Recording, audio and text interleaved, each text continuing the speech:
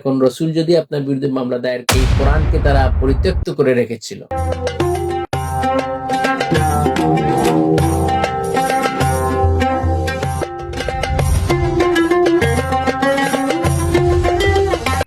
আলহামদুলিল্লাহি রাব্বিল আলামিন ওয়াসসালাতু ওয়াসসালামু আলা আশরাফিল আমবিয়াই ওয়াল মুরসালিন ওয়া আলা আলিহি ওয়া আসহাবিহি ওয়া আহলি বাইতিহি আজমাইন।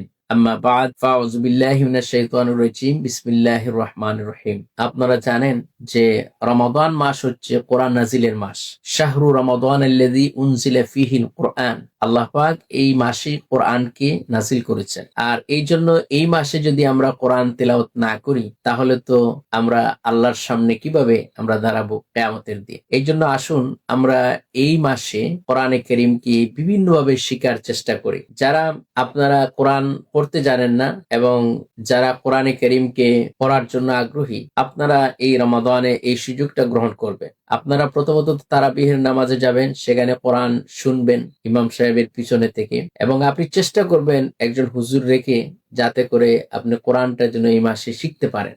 আর যাদের বাচ্চারা আছে, তারা আপনাদের বাচ্চাদেরকে দারুল কেরাত আছে, সেখানে আপনি ভর্তি করবেন। বয়স্ক যারা আছেন, তারা বয়স্ক হলে যে শরম হবে, লজ্জা হবে, এরকম কোনো কথা না। লেখাপড়ার কোনো বয়স নাই। আপনি চেষ্টা করবেন যে দিনের বেলা অথবা তারাবিহের নামাজের পর আপনি ইমাম সাহেবের কাছে বসে অন্তত কোরআনটা শেখার চেষ্টা করবেন দলগতভাবে। তারপরে মহিলাদেরকে বাসায় আলাদা তালিমের ব্যবস্থা করবেন।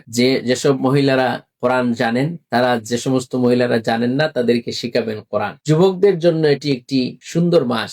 যে সমস্ত যুবক ভাইরা আপনারা কোরআন শিখতে পারেন না, আপনারা একজন হুজুরের কাছে গিয়ে অথবা হুজুরকে আপনারা আপনাদের মাধ্যমে ম্যানেজ করে আপনারা অন্তত এই মাসে কোরআনটা শেখার চেষ্টা করবেন। কারণ এই কোরআন যদি আপনি না শিখেন, তাহলে আল্লাহ পাকের রসুল আপনার বিরুদ্ধে মামলা দায়ের করবেন। কিভাবে? কোরআন কারীমের মধ্যে বলা হচ্ছে যে আল্লাহ পাক বলছেন, ওয়াকালার রাসূলু ইয়া রাব্বি ইন্না কওমি ইত্তাখাযু হাযাল কুরআনা মাহজুরা। যে কিয়ামতের দিন আল্লাহ পাকের রসুল বলবেন, হে আমার রব, আমার এই কওম, আমার এই উম্মত, তারা আমার কোরআনকে তারা শিখে নাই, এই কোরআনকে তারা পরিত্যক্ত করে রেখেছিল। অর্থাৎ আল্লাহর রসুল তিনি যেহেতু কোরআন নিয়ে এসেছেন, সেই জন্য তিনি আল্লাহর দরবারে তিনি বিচার দায়ের করবেন যে হে আল্লাহ, আমি যে কোরআন নিয়ে এসেছিলাম তোমারই কিতাব, এই কিতাবকে তারা তিলাওয়াত করেনি, শিকার আগ্রহ পোষণ করেনি, সেই জন্য মামলা দায়ের করবেন। এখন রসুল যদি আপনার বিরুদ্ধে মামলা দায়ের বুঝতে পারছেন। ক্বালা কাযালিক আতাতকা আয়াতুনা ফানাসিতাহা ওয়া কাযালিকাল ইয়াওমা তুনসা।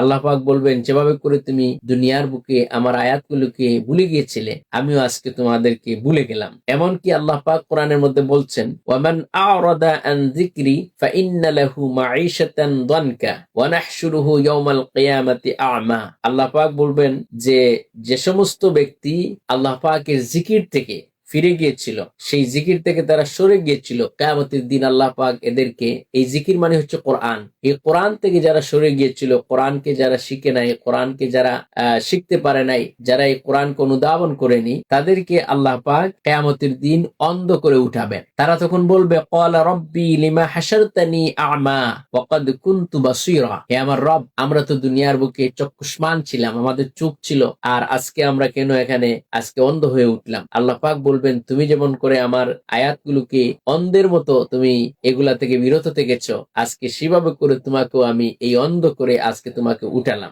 রমাদান মাস হচ্ছে আমাদের কোরআন শিকার বসন্তের মাস।